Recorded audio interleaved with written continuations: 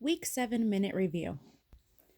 Percutaneous coronary intervention, PCI, procedure to enlarge a narrowed artery in order to increase blood flow. Pre-PCI procedure, screen for bleeding disorders, kidney dysfunction, contrast allergy, significant home medication, diabetes, anticoagulants, antiplatelets, blood pressure medications. Concerning labs such as prothrombin is greater than 16, INR greater than 2.0, hematocrit less than 30%, K less than 3 or greater than 6, creatinine greater than 1.4, or GFR less than 60. Consent and NPO for 4 to 6 hours. During PCI procedure is usually 30 minutes to 3 hours long. Conscious sedation, guided wire enters through brachial, femoral, or radial artery, balloon angioplasty. The balloon inflates and applies pressure to area of atherosclerotic lesion, bare metal stents or drug-eluting stents. Drugs on stent reduce inflammation and reduce risk of restenosis. Medications. Heparin during procedure to prevent thrombus around balloon and equipment. Nitroglycerin to dilate the coronary artery and prevent spasms. Angiomax for heparin-induced thrombocytopenia. Thrombolytic agent if thrombus forms. Nursing. Monitor vitals, ECG, ACT, or activated clotting time. Sheath removal, 2 to 4 hours after heparin is stopped and ACT is less than 150 seconds. Remove arterial sheath prior to venous sheath to avoid risk of arterial venous fistula. Post-PCI procedure. Medication. Antiplatelets prevent platelets sticking to the stent and forming blood clot within the stent. Vitals are Q15 for 4, Q30 for 2, and Q1 hour for 4. Monitor for bleeding, hematoma, distal limb perfusion, retroperitoneal bleed, or excessive back flank pain, feeling like the bladder is full or patient needs to have a bowel movement, drop in blood pressure, increase in heart rate, restless fidgeting, drop in hemoglobin, get an ultrasound and H&H tests. Bed rest per hospital protocol, ECG and labs next day, including a renal panel, hematocrit, and cardiac enzymes. Nursing education. Discharge medications. Aspirin, antiplatelet plus possible beta blocker, blood pressure medication, cholesterol medication, and nitrates. Stress test in 2 to 6 months after PCI. Cardiac rehab. Follow up with doctor in 1 to 2 weeks. Modify lifestyle risk factors. And patients should report any chest pain, back pain, or insertion site pain. Pre-PCI contraindications. High-risk coronary anatomy, unprotected left main disease, severe or diffuse coronary artery disease, CABG would be a better alternative. Lesions that are at a difficult to reach spot or at bifurcation of an artery, multiple PCI restenosis, high bleeding risk, which means the patient is unable to take an antiplatelet or an anticoagulation. Procedure complications. Kidney failure from contrast. Prevent with IV fluids. Mucomist and sodium bicarb studies do not show evidence of effectiveness. MI, death, pseudoaneurysm, arterial embolus. Post-procedure complications. The stent thrombosis in first 24 hours, restenosis of stent in the first 3 to 12 months. Coronary atherectomy. Removal of atherosclerotic plaque and smooth the vessel with walls in patient with lesions that are too difficult to stent. Lesions that are long, calcified, osteal, bifurcated, or have been restenosed or thrombus or decrease present. 3 types of procedures. Directional. Plaque is forced into a cutting device after balloon inflates. Rotational. Rotating metal tool abrades plaque. Transluminal extraction.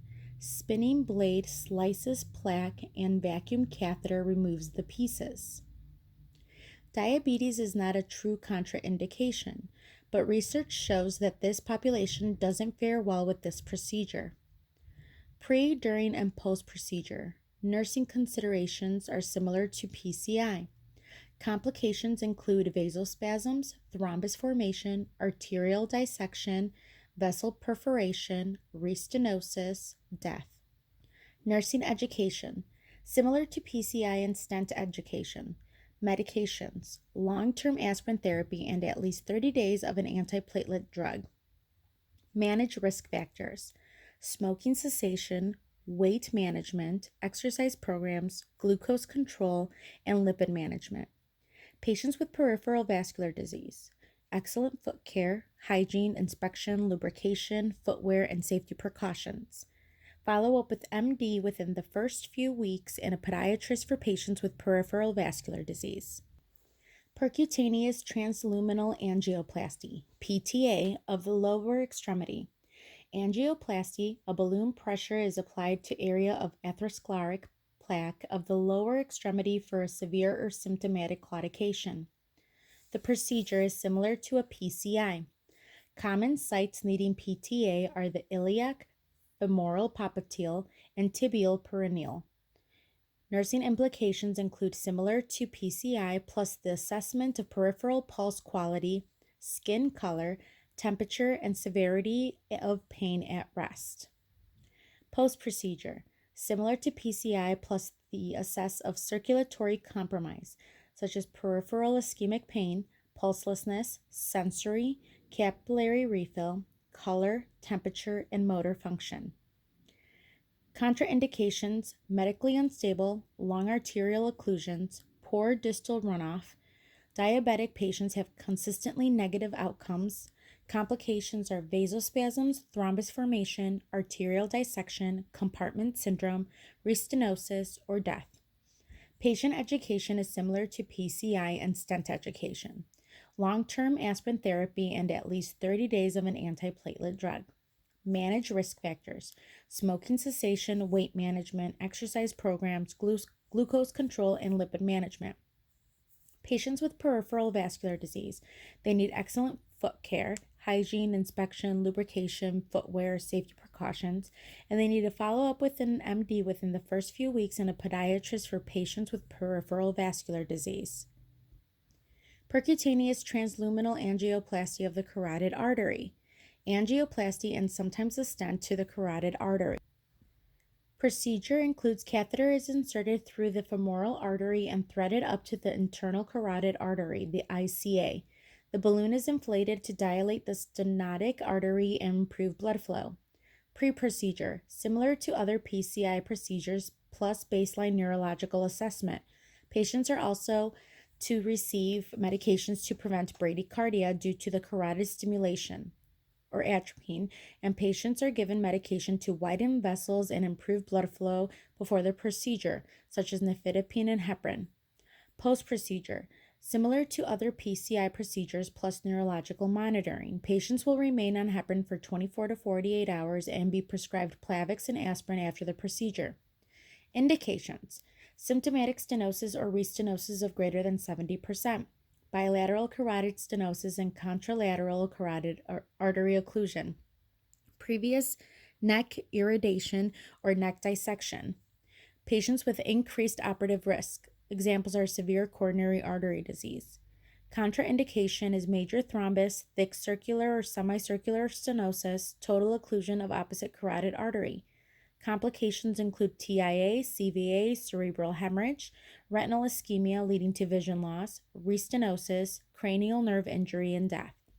Patient education is similar to other PCI procedures. Doppler ultrasound is performed every 3 to 6 months initially and then annually. MRI of the head may be done 3 months post-procedure as well. Percutaneous transluminal angioplasty or PTA of the renal artery. Angioplasty to open the narrowed renal artery using a catheter through the femoral or brachial artery and threaded to the renal artery. The stenosed area is then angioplastied and sometimes a stent is also placed. The purpose is to fix stenosis caused by hypertension, renal transplant, or renal insufficiency in greater than 50% stenosis. Nursing pre-procedure is similar to other PCI procedures plus renal function monitoring such as urine output, creatinine levels, and blood pressure. Nursing post-procedure is similar to other PCI procedures plus renal monitoring and Plavix and aspirin use after the procedure. Contraindications include long segment of total occlusion, less than 50% stenosis, aortic plaque extending into the renal artery, unstable medical condition. Complications include worsening of renal failure, thrombus, dissection, embolus, rupture, or death.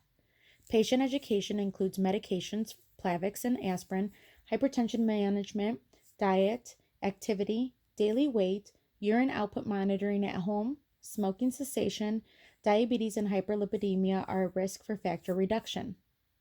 Percutaneous balloon vulvoplasty. A balloon is inflated within a valve to widen it. The procedure, it is inserted through the groin or the arm. Nursing implications are similar to PCI plus assess heart sounds. Contraindications are thrombus, severe calcification, thickening, immobile valve, severe left main coronary artery disease, and severe aortic regurgitation.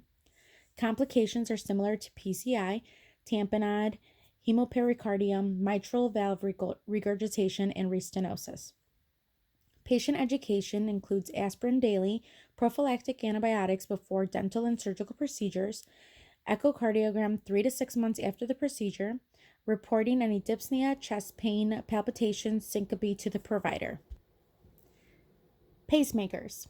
Complications of a pacemaker. Permanent pacemaker can cause a pneumothorax. Check chest x-ray post-procedure. Perforation of a heart or vein. Infection. A lead failure or Twiddler's syndrome. A patient plays with a generator and leads twist. Temporary pacemakers. There's complications as malfunction of pacing system. It's inconsistent sensing and pacing. VTAC during catheter manipulation. Thrombus, infection, and pain during pacing. Nursing implications. Pre-procedure. Vitals, NPO, chest x-ray, antibiotics, and oral anticoagulants are converted to IV heparin. Heparin can be restarted 8 to 12 hours post-op. Post-procedure. Vitals, ECG, chest x-ray, monitor pacemaker site for hematoma or infection. Signs and symptoms of a dislodged lead is hiccups. The lead is stimulating the phrenic nerve or muscle. Lightheadedness, dizziness, abdominal muscle twitching, and palpitations. Temporary pacemakers maintain a clean insertion site. Liquid iodine only. Wires need to be insulated. Monitor the rhythm post-removal. Electric safety. You're to wear gloves when handling wires. Insulate exposed metal ends. Keep the dressings dry. Prevent any static electricity. If static electricity is generated, touch metal before touching the patient. Evaluative of pacemaker is working by interpreting the ECG rhythm. Failure to fire, there is no spike when it should have appeared. Loss of capture is the PM spike without an electrical response. And undersensing, inappropriately placed pacer spikes. PM is not sensing heart's electrical activity appropriately. Patient education includes antibiotics at discharge, always carry your pacemaker ID card, avoid MRIs and radiation fields, and follow-up instructions. Microwaves are okay with pacemakers. Implantable cardiovert defibrillator, or an ICD. The procedure is similar to a pacemaker, complications are similar to pacemakers, and nursing implications are similar to pacemakers. The indication is that cardiac arrest, VFib, sustained VTAC, prolonged QT syndrome, high risk for sudden cardiac death, ejection fraction is less than 30%, who are at least 1 month post-MI or 3 months post-CABG. Contraindications are the causes of cardiac arrest or arrhythmias are reversible, less than 6 months to live. Patient education, similar to pacemakers, plus what to do if the ICD discharges a shock and CPR to family members. While patients wait for an ICD, a life vest may be worn. And that is the end of week 7.